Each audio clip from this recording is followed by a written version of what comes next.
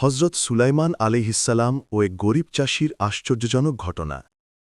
হজরত দাউদ আলাইহিসসালামের যুগের কথা। সেই সময় দামোয়ান নামক গ্রামে বাস করত এক গরিব চাষি। সে ছিল বড়ই অভাবী ও দিনহীন। কোনো রকমে খেটে খুঁটে তার সংসার চলত। অভাবে অনটনে বেচারা চাষির জীবন ছিল দুর্বিষহ। একদা চাষির ঘরে খাবারের কোনো ব্যবস্থা ছিল না।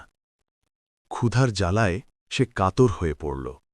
তাই সে খাবারের খোঁজে এদিক ওদিক ঘুরে বেড়াচ্ছিল। তবে কোথাও এতটুকু খাবার জুটল না। এমন সময় হঠাৎ তার নজর পড়ল একটা লোকের উপর। দূরে এক গাছের নিচে বসে লোকটা খুব মজা করে খাবার খাচ্ছিল। গরিব চাষি ভাবল, লোকটার কাছে গিয়ে সে তার ক্ষুধার কথা বলবে। হয়তো তার দয়া হলেও হতে পারে। তাই লোকটার কাছে এগিয়ে গেল।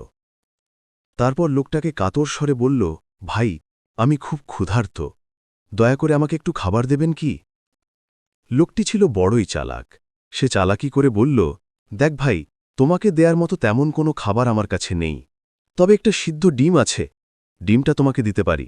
তবে এর জন্য আমার একটা শর্ত আছে। 1 বছর পর ডিমের দাম তোমাকে সুদে আসলে পরিশোধ করে দিতে হবে। শর্তে রাজি থাকলে এই ডিম আমি তোমাকে দিতে পারি। বেচারা গরিব চাষি ছিল নিরুপায়। তীব্র ক্ষুধার জ্বালায় তার পেট যেন পুড়ে যাচ্ছিল। চাষি যে আর সইতে পারছিল না। তাই সে মনে মনে ভাবল, আগে তো খিদের জ্বালা মিটাই। 1 বছর তো অনেক পরের ব্যাপার। একটা সিদ্ধ ডিমের দাম আর কত হবে? এই অল্প পরিমাণ অর্থ এরই মধ্যে জোগাড় হয়ে যাবে। তাই চাষি লোকটার শর্তে রাজি হয়ে গেল। 1 বছর পরের ঘটনা।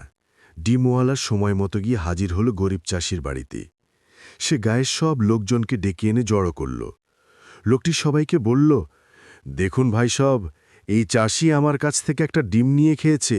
শর্ত ছিল 1 বছর পর সুদে আসলে ডিমের দাম পরিশোধ করবে। আমি আজ আমার সেই পাওনা বুঝে নিতে এসেছি। দেখুন ভাই সব, লোকটা যদি সেদিন ডিম না খেত, তাহলে নিশ্চয়ই ডিম থেকে একটা মুরগির বাচ্চা হতো। সেই মুরগির বাচ্চা 6 মাস পর 20টি ডিম দিত। সেই 20টি ডিম হতে আরও 20টি বাচ্চা হতো। সেই বাচ্চাগুলোর প্রতীকী 20টি করে ডিম দিত। সেই ডিম থেকেও আবার বাচ্চা হতো। তাহলে কম করেও হলেও বছরে আমি 440টি মুরগির দাম পেতাম। আজ অন্তত 440টি মুরগির দাম চাষিকে শোধ করতে হবে। লোকটার কথা শুনে গরিব চাষির মাথায় যেন আকাশ ভেঙে পড়ল।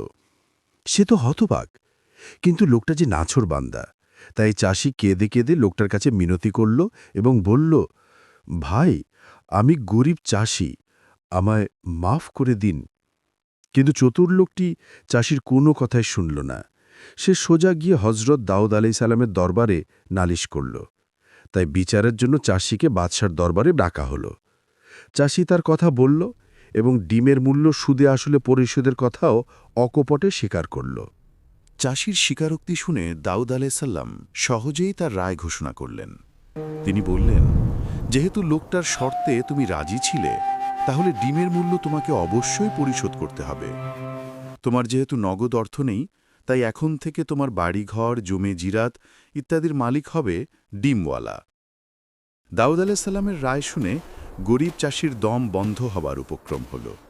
কি আর করা, বাদশার আদেশ। তাই জায়গা জমি বাড়িঘর লোকটাকে বুঝিয়ে দিয়ে চাষি হয়ে পড়ল নিঃস্ব। তারপর বেশ কয়েকদিন পরের ঘটনা। হজরত সুলাইমান আলাইসাল্লাম এক পথ ধরে কোথাও যাচ্ছিলেন। পথের ধারে দেখলেন গরিব চাষি ক্ষুধার জ্বালায় অজ্ঞান হয়ে পড়ে আছে।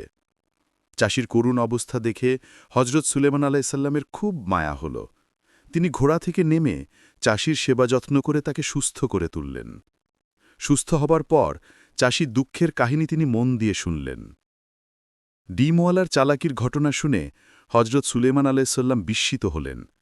তিনি মনে করলেন এই ঘটনার সুষ্ঠু বিচার হওয়া দরকার। ডিমওয়ালার প্রতারণা থেকে চাষিকে বাঁচাতে তিনি মনস্থির করলেন। তাই চটজলদি তিনি একটা সিদ্ধান্ত নিয়ে ফেললেন। চাষিকে বললেন, এক কাজ করো তুমি।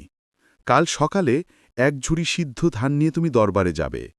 সেখানে গিয়ে দরবারে চারপাশে ধানগুলো ছড়িয়ে দেবে আর বলবে, এই ধানগুলো থেকে ধান গাছ জন্মাবে। তুমি যদি মনের জোর ও সাহস নিয়ে এই কাজটি করতে পারো, তাহলে তুমি তোমার জমি জিরাত বাড়িঘর সবই ফেরত পাবে। গরিব চাষি হজরত সুলেমান আলাইসাল্লামের কথা মতো কাজ করল। পরদিন সে সিদ্ধ ধান নিয়ে দরবারে গেল এবং এগুলো সেখানে ছড়াতে লাগল। কেউ জিজ্ঞেস করতে চাষি অকপটে বলল, এ ধান থেকে গাছ জন্মাবে। চাষির কাণ্ড দেখে দাউদ আলাইসাল্লাম অবাক হলেন। তিনি লোকটার পাগলামি দেখে দুঃখ বোধ করলেন। হজরত দাউদ আলাইসাল্লাম বললেন, সিদ্ধ ধান থেকে গাছ জন্মানোর কথা কেউ কি বিশ্বাস করবে, না এমন ঘটনা কোনোদিন ঘটেছে? এ কথা শুনে হজরত সুলাইমান আলাইসাল্লাম উঠে দাঁড়ালেন। তিনি বললেন, সিদ্ধ ধান থেকে যদি ধান গাছ না জন্মায়, তাহলে সিদ্ধ ডিম থেকেও বাচ্চা জন্মাতে পারে না। একটি সিদ্ধ ডিম খেয়ে 440টি মুরগির বাচ্চার দাম পরিশোধ করতে হয়েছে গরিব চাষিকে। এর ফলে 1 বছর তাকে ভিখিরির মতো পথে পথে ঘুরতে হয়েছে, হারাতে হয়েছে বাড়িঘর, জমি জিরাত। তাই আমি এ ঘটনার পুনরায় বিচার চাই। হজরত সুলাইমান আলাইসাল্লামের কথা শুনে দরবারের সবাই হতবাক হয়ে গেল। সবাই তার বুদ্ধির প্রশংসায় পঞ্চমুখ হল। এরপর হজরত দাউদ আলাইসাল্লাম ডিমওয়ালাকে দরবারে ডেকে পাঠালেন। তিনি চাষির জায়গা জমি ও বাড়িঘর ফেরত দেওয়ার জন্যে লোকটার উপর আদেশ জারি করলেন। বাড়িঘর জমি জিরাত ফিরে পেয়ে গরিব চাষি যার পর্নাই খুশি হল। এদিকে হজরত সুলাইমান আলাইসাল্লামের ন্যায় বিচারের খবর মুহূর্তেই সবখানে ছড়িয়ে পড়ল।